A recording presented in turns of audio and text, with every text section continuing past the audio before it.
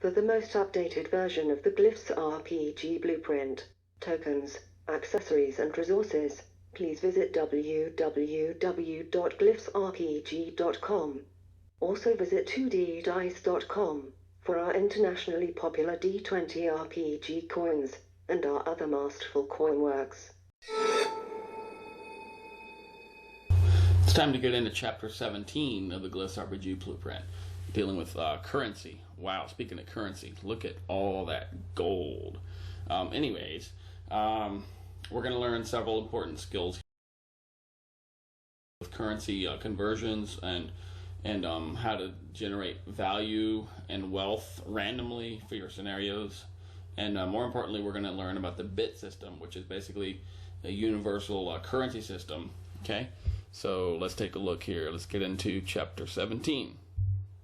Okay, so first, on page 292, it explains the bit system. Okay, so basically all this summarizes is that this is a universal system. Okay, so because of that, we have to account for every possible scenario and as many realities as possible, and every currency is going to be different depending on your setting and so forth. So we had to come up with something universal to account for that. So that's what the bit system is in a nutshell. So a bit is basically a universal currency that others are created from. Okay, so we'll get into that here shortly. So that's all a bit really is. So first here, let's take a look on page 292 at this section here. First, in a lot of games, you're either going to have one of two things. You're going to have commodities, which is gold, silver, and all that good stuff, or you're going to have financial instruments, which is basically cash, checks, just like we use in the real world. Same thing here would apply. Now, financial instruments, all they are basically IOUs, paper notes, good old hard cash, right? So that's just essentially a means of exchange. Now, let's see, depending on the society you're traveling in, then they'll be using different, financial instruments. So just keep that in mind when you're traveling. So all the note is, like I said, and you'll see here, just a form of IOU circulating as cash. Now, in Glyphs, the architect is the one responsible for assigning a bit value to currency, but to save you time, I have already done that for you here, just some of the basic ones, just to give you an idea. And no, this does not reflect exact real-world values. This is a game. This is an in-game setting here. These are just close approximations that we came up with here. So just take a look at that section here. Now, that's what I recommend doing. Just assign a very simple in-game exchange rate. But I have some of the basic ones for you. I got the dollar, the pound, yen, a peso, and a dinar. So just some defaults there to work with. Obviously, it's up to you to come up with your own and figure out how they convert. But take a look at that chart there. If you're going to be using cash in your setting, it's right there at your disposal. Okay. Now, honestly, more importantly, most role-playing games are going to be using credits in like sci-fi settings or whatever, but most importantly, commodities. So gold, silver, copper, palladium, diamonds, all that stuff. And just about every role-playing game has some form of commodity that's used as a means of exchange. So I have already done a lot of the conversion for you to save you as much time as possible. So commodities, all we're talking about are materials that have intrinsic value, okay? So precious metals, elements, jewels and gems, all that good stuff, okay? Now, most civilizations in role-playing games tend to rely on commodities versus IOUs or even credits, again, depending on your setting. But I have found that's the norm in many games. So here you will see a nice list of different commodities used. Now, obviously, those aren't the only ones, but these here are some of the most common ones that I've noticed. I've included these here for you, and also some default commodity exchange rates here as well. Now, look here in the commodity section. You'll see two columns here. Okay, I basically, because I want this to be as flexible as possible, I have to also account how currency or the commodities are carried. So some settings, they may see things in ounces, whereas others you may have smaller pieces that are in grams. So I personally like using grams. In my campaigns, I use this here. Okay, very tiny, tiny monster.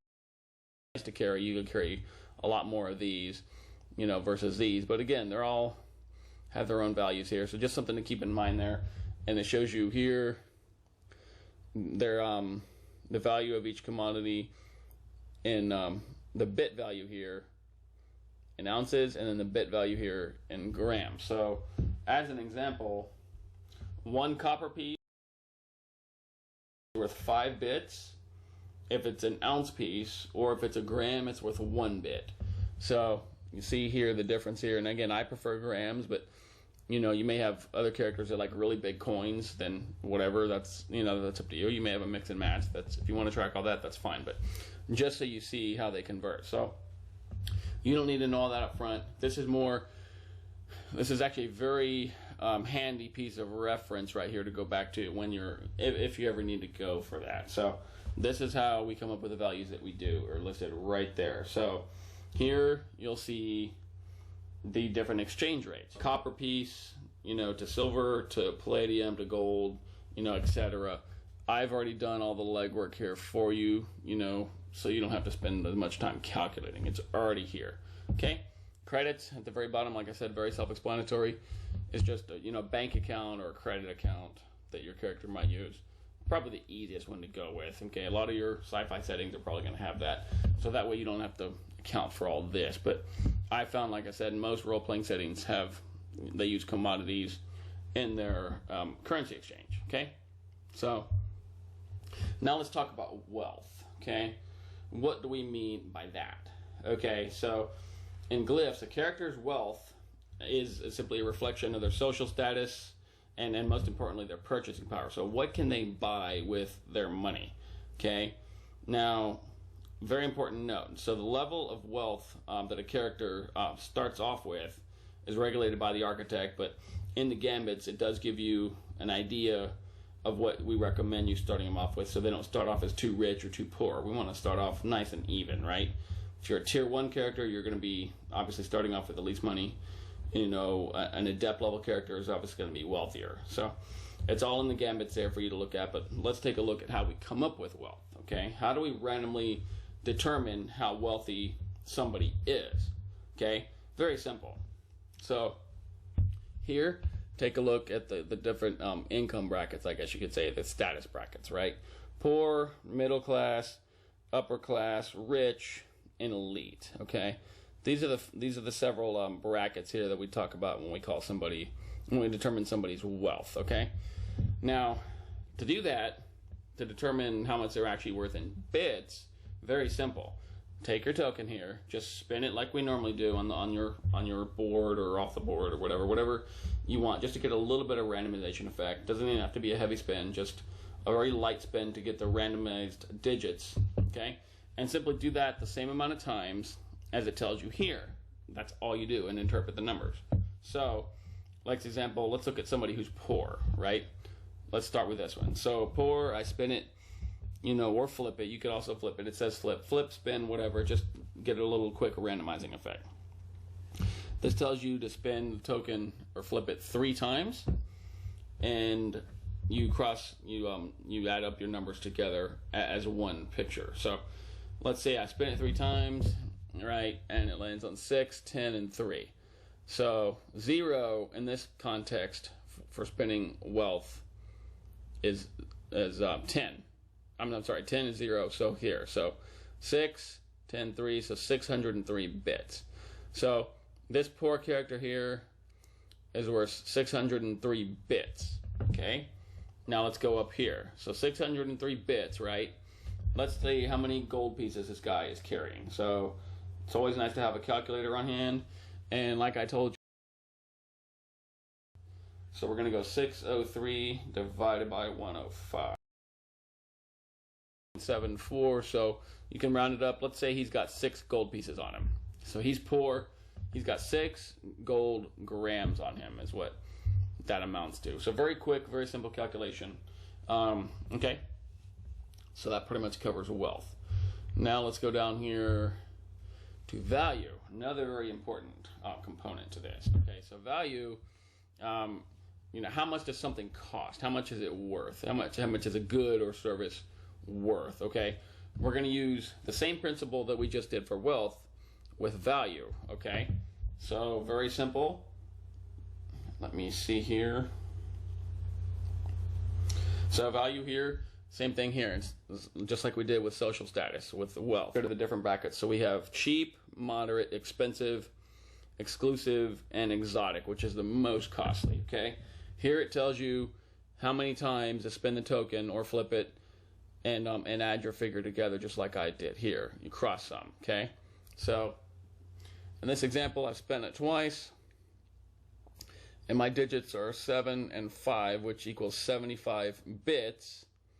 And let's say I want to look at dollars, it's worth $37. Okay, if I'm using dollars in that context, you can use it, convert it to dollars, to fiat currencies if you want to, or commodities. Like I said, commodities are going to be pretty common, but it's very simple math.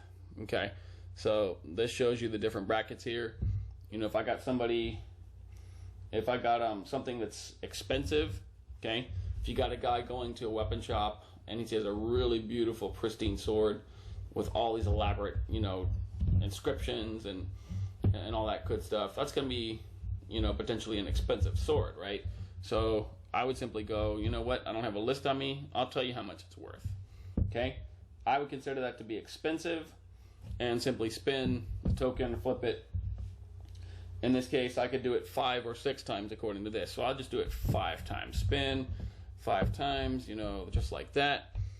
Come up with your numbers, cross them together, come up with your bit value first, just like we've been doing, and then divide the bit value by the commodity or the note that you're going to be using. That's all there is to it. It's very, very simple. It can be done on the fly. I do it all the time. Okay? And instead of having a list of all these items and goods and services with pre-made values, it's nice to be able to do it in real time. It gives your NPC a little bit more of a realistic effect, I've noticed. Almost like you're actually bargaining with somebody. So just there for your reference. Okay, very simple. Now on page 296, you will see a chart of common assets and expenses. Now these are not the only assets and expenses that you're going to be using in a role-playing game, obviously, but this list here sums up a lot of what a lot of adventurers are going to be potentially using. Okay, now on that list, let's see, you have assets, you have rentals and fares and services here. So very important things to look at here if you ever need to reference that chart. Now here, like always, everything is priced in bits, okay? And here you'll notice it gives you recommendations. So as an example here, if you want a piece of land, okay, it's priced by the acre, and the values of it, that the architect should consider are based on the land's features and its resources, okay? Pricing wise, should be moderate to expensive per acre. So all you do, again, let's say it's moderate, right? Scroll up here to how much it's worth. So moderate, I can spend the token 3 or 4 times. I spend it, let's say, 4 times, and I come up with 4 numbers. I add those 4 numbers together to come up with a cross-sum figure, and then simply divide that by the commodity. In this case, let's do gold, and that's all you do. Very simple math. So you would do that for each of these on the fly, and these are just recommendations that it gives you as far as value goes. Okay, so that's pretty much all there is to it. Currency exchange and the currency chapter in general is a very simple chapter. It requires very simple math, and once you get used to the bit system and having this universal component control all your currencies, it seems to make things flow quicker because you're spending a lot less time referencing charts, in most cases, unless you're doing exchanges, right? Currency exchange probably take a little bit more referencing because it's very specific. You don't want to spend time crunching numbers. But otherwise, when it comes to value and wealth, 2 of the most common things that you're going to encounter, in my opinion, everything is literally right here. All you have to do is know how many times to spend or flip the token, take your numbers that you come up with, and simply divide them by the commodity. And that's all there is to it, okay? So that pretty much covers that for currency. So now we're going to move on to the next chapter, when dealing with objects and items and all that cool stuff. So we'll get that going shortly. Thanks.